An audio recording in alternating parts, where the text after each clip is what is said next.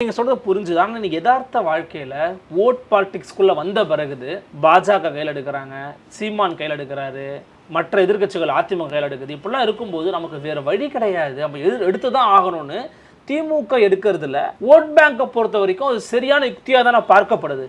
அதுதான் போக போக நீங்க என்ன பண்ணுவீங்க, காவிமயம் ஆயிடும்ன்றீங்களா? காவிமயம் ஆகாது, எல்லா மயமும் ஆகும். அதாவது என்ன பண்ணுவார், ரவிக்குமார் கேட்குறாருன்னு வச்சுங்க, ஒரு புத்தருக்கு ஒரு விழா எடுப்போம், அவரை சாட்டிஸ்ஃபை அவரை அது ஒரு மத தலித்தில் இல்லை, அதனால அதுதான் எம்மதமும் சம்மதம். கிறிஸ்து பிறக்கிறாரா, அது ஒன்று எடுப்போம், ஓகே சார். அல்லா நபி நம்ம கஞ்சி ஊற்றுவோம், தமிழக அரசு சார்பில் நோன்பு திறக்கப்படும், கஞ்சி எல்லாத்தையும் பண்ணு.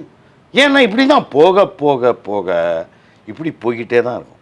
எல்லாத்துக்கும் பண்ணதுனால எல்லாத்தையும் சமரசம் எல்லாத்தையும் சமம் பண்ணிட்டா சரியானதான மாறிடும். அதுதான் எல்லாம் வரவேற்பாங்கல்ல. இல்லை, அதை மக்கள் வரவேற்பான். மக்கள் மூடர்களை